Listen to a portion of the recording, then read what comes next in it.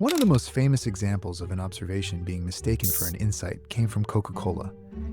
In 1985, the company changed its famous recipe, and if you only saw the research behind that decision, you probably would have changed it too. Nearly 190,000 people tried the new formula. In blind taste tests, it beat the original 55% to 45%, and when the Coca-Cola name was shown, it won again, 61% to 39%. So in both versions of the test, the new recipe came out on top. And if you were sitting inside Coca-Cola with this much evidence pointing in one direction, changing the recipe would seem completely reasonable, right? Well, 79 days after announcing New Coke, the company announced that the original formula was coming back. Which leaves us with one important question. How can a decision look this right in the research and still go this wrong in the real world? The easy answer is that the research failed, but it did not. The tests answered a real question, and in that setting the answer was clear. More people preferred the new formula. That gave Coca-Cola a strong observation, because an observation simply tells you what happened. An insight has to go further. It has to explain why it happened, change what you decide, and predict what should happen next. And this is where the trouble begins. Because the test asked people which sip they preferred, while Coca-Cola used that answer to decide which Coke should replace the other. Those questions sound almost identical. They are not. To understand why Coca-Cola made that jump, you have to look at the pressure surrounding the decision. Coke had been losing ground for 15 years, Pepsi was getting closer, and the company needed an answer. Then a large research program produced a winner in both blind and branded tests. So acting on the result did not look careless. It looked responsible. And that is exactly why this example matters. Smart strategists rarely make this mistake because they ignored the evidence. They make it because a clear result can feel like a complete explanation. But what did the taste tests actually measure? They measured which sip tasted better in that room, at that moment. And what did Coca-Cola actually change?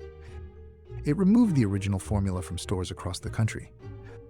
A sip can tell you what tastes better now, but replacing a product changes the choice itself. Once the original Coke disappears, something familiar disappears with it. And now habit, memory, and the feeling of losing a choice can enter the decision too. Even showing people the brand during the test does not completely close that gap. Seeing the Coca-Cola name beside a cup is not the same as walking into a store and discovering that the Coke you have bought for years is gone. And there it is. People prefer the new sip, so people must want the original Coke replaced. The research supported the first part of that sentence, but it never proved the second. The data did not make that leap. The people reading it did. Once New Coke reached the market, a different kind of evidence began to appear. Complaints poured in. A Coca-Cola consumer care manager later recalled that her team grew from around 12 people to nearly 180, and one bottler described customers asking to have their choice back. But we should not make the same mistake with this evidence either. The people who called were not a survey of the entire country. One bottler could not speak for every customer, and Coca-Cola also reported that early shipments had risen. Those early numbers were difficult to understand because curiosity, promotion, rollout, and stockpiling were all happening at once. So this is not a simple story about everyone hating the taste of New Coke. It is a story about the research measuring one part of a much larger choice. Perhaps people were deeply attached to the original Coke. Perhaps taking it away made the change feel like a loss. Or perhaps the anger grew because customers were never allowed to choose between the two. All three explanations are possible, but none of them is the single proven cause. A later cola study found that showing people a brand could change which drink they preferred, which makes brand meaning an important clue, but it does not prove what caused the New Coke reaction in 1985. A clue is not a conclusion. So how do we move from this observation toward a real insight? We take our explanation and make it risk being wrong. If losing the original choice caused part of the backlash, then keeping the original Coke available should reduce the complaints. And if the new formula really had a strong taste advantage, people should still choose to buy it again. But if selling both products changes nothing, then our explanation about choice and loss becomes weaker. And now we have something more useful than a convincing story. We have a prediction. Historically, Coca-Cola chose to replace the original formula completely, but we can compare that decision with two other possible routes. The company could have sold both formulas together or tested the full choice in a few markets before making a national change. People could take both products home and live with them for more than one sip.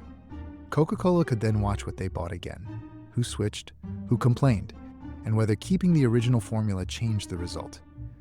That test would not only ask which drink wins, it would ask which choice survives real life. And this is where smart strategists often get caught, because an observation feels finished. It has a number, a chart, and a winner. An explanation feels less comfortable because several causes may fit, and choosing one means admitting that your reason could be wrong. Being good at research does not always protect you from this. Sometimes it simply helps you build a more convincing story around a true result. The result can be true. The explanation can still be wrong. Imagine that customers are more likely to finish setting up a product after receiving a phone call. That is a real observation, and it would be easy to turn it into what sounds like an insight. Customers need more guidance. Maybe they do, but the call could be working for several different reasons. It might teach people what to do, remind them to return, or simply attract the people who are already more motivated. And each explanation leads to a different decision. If teaching is the reason, a better guide may work. If reminding is the reason, a simple message may be enough. But if motivated customers are selecting themselves, offering more calls may change very little. The increase in completed setups tells you what happened. The next test helps you understand why. Now look at the Coca-Cola numbers again. Nearly 190,000 people, 55% to 45, and 61% to 39. The numbers were real, and they told Coca-Cola what happened inside those taste tests. But they could not explain how people would react when the original Coke disappeared, and they could not say which launch decision would survive over time. An observation earns your attention.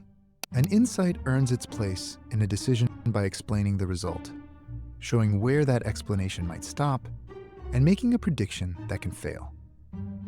Coca-Cola's numbers never lied.